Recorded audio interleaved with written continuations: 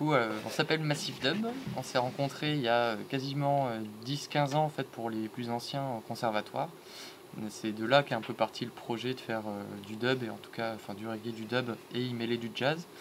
Et puis au fur et à mesure des rencontres, donc Julien a rencontré Léo et Louis sur sa route à Bruxelles, ce qui nous a donné l'idée de monter une formation à 6 musiciens avec une section cuivre complète. Et donc depuis, on a composé un premier album à 6 vraiment, où l'idée c'est vraiment de mélanger la partie jazz avec des thèmes de cuivre et une partie dub vraiment plus expérimentale et qui permet d'aller vers des sonorités un peu plus deep, quoi. Bah, on a, en tant qu'album, vrai album, on va dire, on en a un qui est sorti en 2017. Et avant, il y a eu des albums ou EP avec des dubplates en 2014, quelque chose comme ça, avec des chanteurs. Et puis d'autres albums, d'autres EP avant ça, où on était à l'époque 4, avec Julien, Thomas, Bruno et moi. Et avec cette formation à 6, on a fait juste l'album L'Horizon des événements sorti en 2017. Et puis celui qu'on est en train de préparer actuellement. Et d'autres sorties vinyles à côté pour des producteurs et des labels autres un peu en France et aussi en Europe. Alors à la base, dans le milieu dub ou des musiques reggae, les dubplates, c'est un enregistrement d'un chanteur assez connu, ou en tout cas qui a un morceau connu, et qui rechante ses paroles sur un morceau d'un autre groupe. Pas sur le rythme original sur lequel il a chanté. Donc du coup, nous, ça nous a permis par exemple d'avoir des chanteurs comme David Hines de Steel Pulse sur un morceau à nous, donc qui n'avait rien à voir avec le rythme original de ses paroles à lui. Mais par contre, la contrepartie, c'est qu'on ne peut pas le commercialiser en tant que tel, à moins de revoir le contrat, mais ça permet de faire poser un chanteur qui est assez connu, qu'on aime bien, sur des morceaux à nous. Et donc on peut le sortir gratuitement sur internet, en numérique, des choses comme ça. Mais il n'y a pas d'usage commercial à la suite de ça.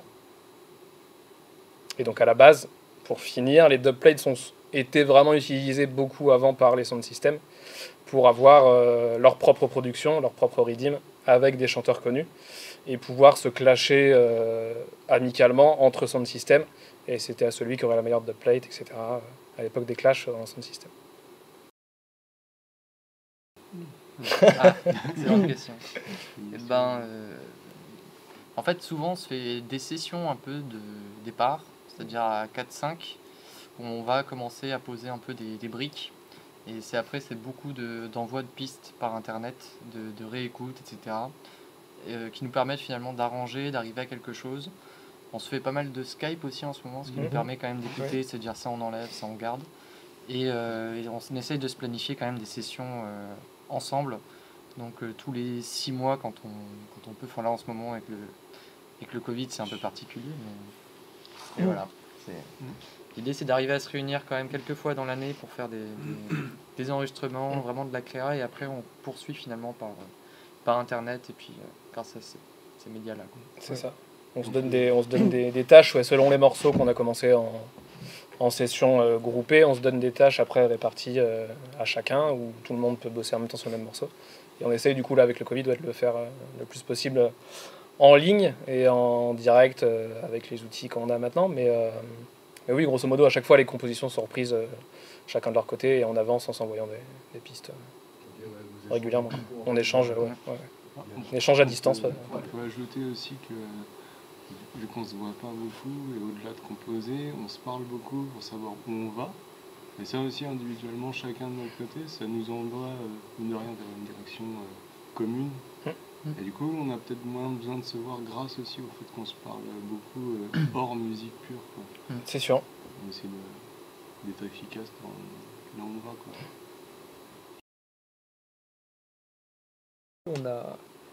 Il y avait déjà des compos qu'on a montés en résidence il y a 1 an et demi, au mois de mai, il y a 1 an et demi. Et on avait en gros un peu le gros des morceaux qui étaient là, les thèmes. Souvent c'est Julien qui écrit les thèmes. Moi je m'occupe un peu plus d'arranger pour les 3 cuivres.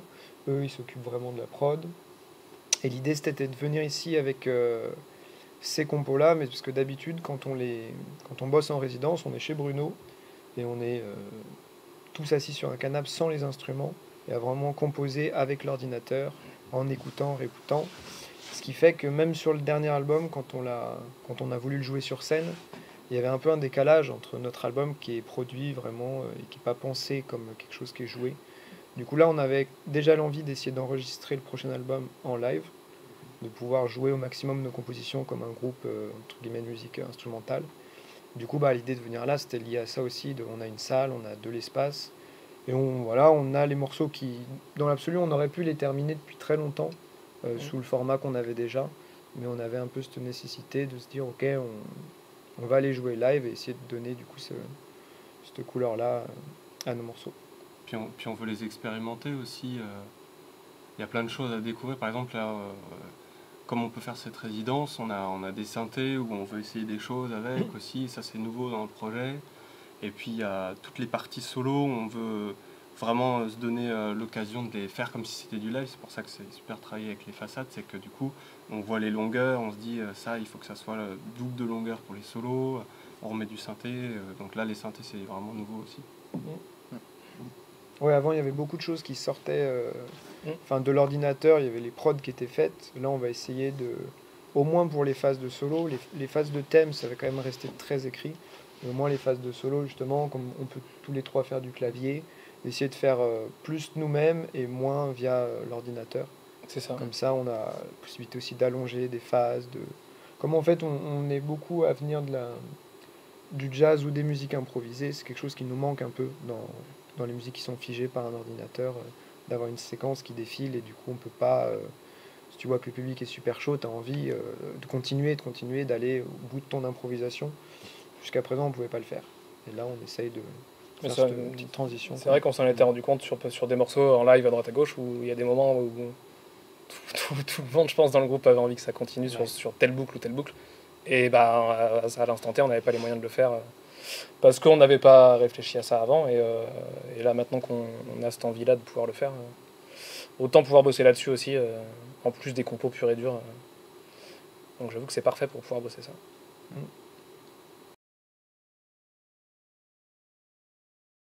Alors en ce moment, Mon Dieu.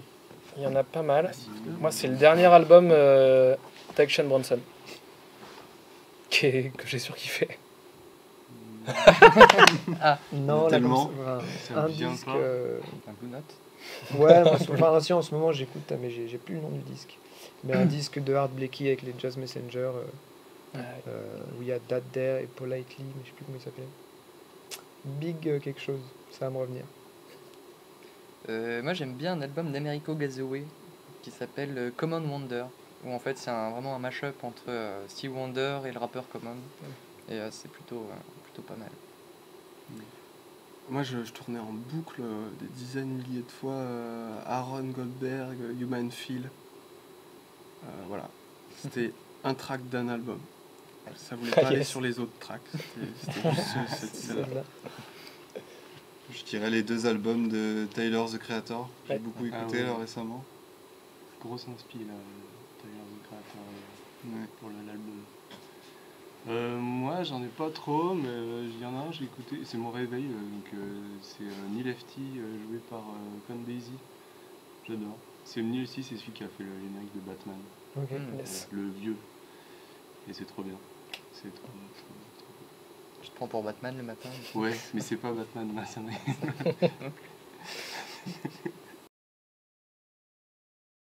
Merci Merci pour l'accueil. Ouais, c'est clair. Franchement, on est trop bien.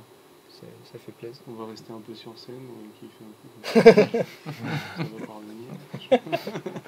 Et toi, ton album que t'écoutes en ce moment? Il répète la semaine prochaine. Il écoute que des interviews en ce moment. C'est senti. Hein. La question était précise et pointue.